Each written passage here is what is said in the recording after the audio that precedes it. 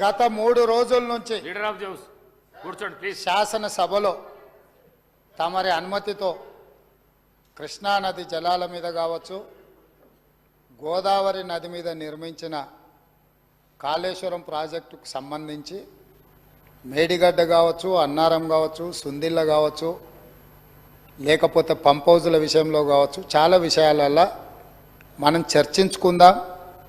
చూసి వచ్చి ఈ సభలో వాస్తవాల ప్రాతిపదికన చర్చ జరపాలి అని తమరి అనుమతితోటి మనం నిర్ణయం తీసుకున్నాం.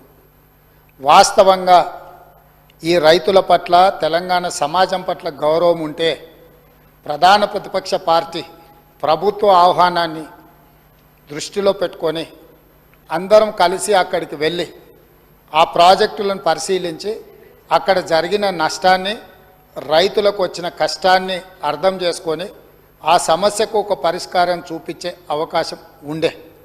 రాకపోను కొత్తగా వచ్చిన ప్రభుత్వమే ఏదో తప్పు చేసినట్టు, ఈ తప్పుకు కొత్తగా వచ్చిన వాళ్ళే బాధ్యత అయినట్టు, అదేవిధంగా పదే పదే భాష గురించి, మాటల గురించి మీరు ఇట్లా అంటున్నారు, మీరు అట్లా అంటున్నారు, మమ్మల్ని గౌరవిస్తలేరు అని ఏదైతే చర్చ జరుగుతుందో, మాజీ ముఖ్యమంత్రి గారు నిన్న నల్గొండ జిల్లాలో వాడిన భాష మీద చర్చ చేద్దామా అధ్యక్ష? ఏం బీకనిక పోయినరని అడుగుతాడా అధ్యక్ష? మాజీ ముఖ్యమంత్రిగా 10 ఏళ్ళు పనిచేసి, కేంద్ర మంత్రిగా పనిచేసి, రాష్ట్ర మంత్రిగా పనిచేసి, శాసనసభ్యుడిగా పనిచేసి, పార్లమెంటుగా పనిచేసి, గొప్పలు చెప్పుకొని జబ్బలు జరుచుకునే ఉద్యమకారుని అనేట ఆయన ప్రధాన ప్రతిపక్ష పార్టీ హోదాలో ఉండి ఒక రాష్ట్ర ముఖ్యమంత్రిని పట్టుకొని ఏం బీకనిక పోయినావు అని అడిగితే, రా ఇప్పటికే ప్రజల్ని ప్యాంటు ఊడబిక్కురు, ఉన్న అంగి చొక్కా కూడా ఊడబిక్తాం. ఇప్పటికే తెలంగాణ ప్రజలు మొన్న జరిగిన ఎన్నికలలో మీ పాయింట్ ఊడవీకిరు.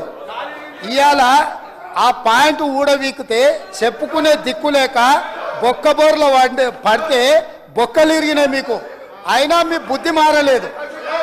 ఒక ముఖ్యమంత్రిని పట్టుకొని ఏం బీకనిక పోయినావని అడుగుతారా అధ్యక్ష? ఇది పద్ధత? ఈ రాష్ట్రం 4 కోట్ల ప్రజలు ఓట్లేసి గెలిపించిన ముఖ్యమంత్రిని పట్టుకొని ఏం బీకనిక పోయినావని అంటారా అధ్యక్ష? ఇదేనా తెలంగాణ సాంప్రదాయము? ఈరోజు నేను మళ్ళీ అడుగుతున్నా అధ్యక్ష, ఈరోజు